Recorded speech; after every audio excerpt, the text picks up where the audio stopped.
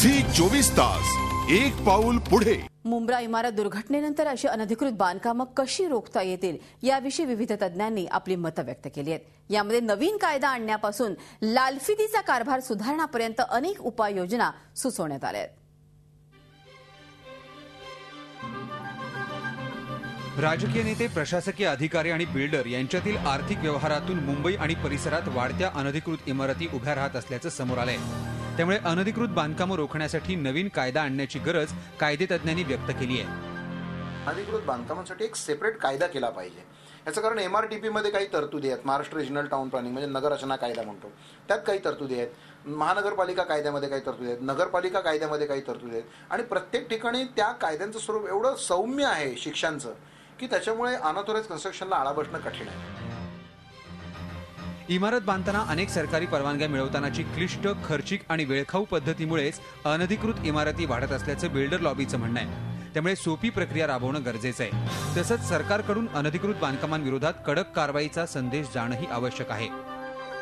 असा local builder बघतो की मला माझ्याकडे जागा आहे किंवा मला एक बिल्डिंग बनवायची आणि त्या बिल्डिंग बनवण्याच्या खर्चापेक्षा डबल किंवा 3 पट खर्च मला अप्रूव्हलला लागणार, तर तो अशी रिस्क घेण्यासाठी टेम्प्ट होतो। तो असा आकर्षला जातो की जाऊ दे, इलिगल बिल्डिंग बनवू, मग आपण सगळ्यांना आपण सांभाळून घेऊ आणि आपण मग आपली बिल्डिंग लिगलाइज करून घेऊ। तर अशा जर सिस्टम्स आपण जर थोड्या टाइटन अप केल्या की ज्याच्यामध्ये अप्रूव्हल प्रोसेस जर सोपी केली, आपण जर हा मेसेज दिला असता की बाबा कुठल्याही माणसाने इलिगल कन्स्ट्रक्शन केला किंवा त्याला प्रोटेक्शन दिला, ऑफिसर लोकांनी प्रोटेक्शन दिला, तर त्याला आर्थर रोड जावं लागेल। अनधिकृत बांधकामं रोखण्यासाठी स्थानिक लोकप्रतिनिधींनी महत्त्वाची भूमिका बजावणं आवश्यक असल्याचं मत राजकीय नेत्यांनी व्यक्त केलंय। असं वाटतं तथाकथित मानवतावादी लोकांनी सुद्धा शासन ज्या वेळेला महानगरपालिका किंवा शासन अशा इलिगल बांधकामाच्या विरोधात कारवाई करत असेल तेव्हा मानवतेच्या नावाखाली त्याचं संरक्षण करायला जायचं नाही।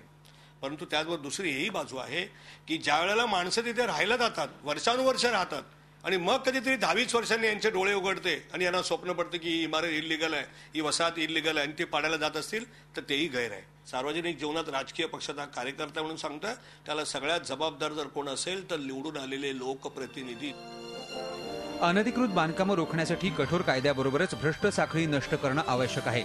सरकारनं मनात आणलं तर इथून पुढे राज्यात एकही अनधिकृत इमारत तर सोडाच, साधी झोपडी ही बेकायदेशीरपणे उभी राहू शकणार नाही।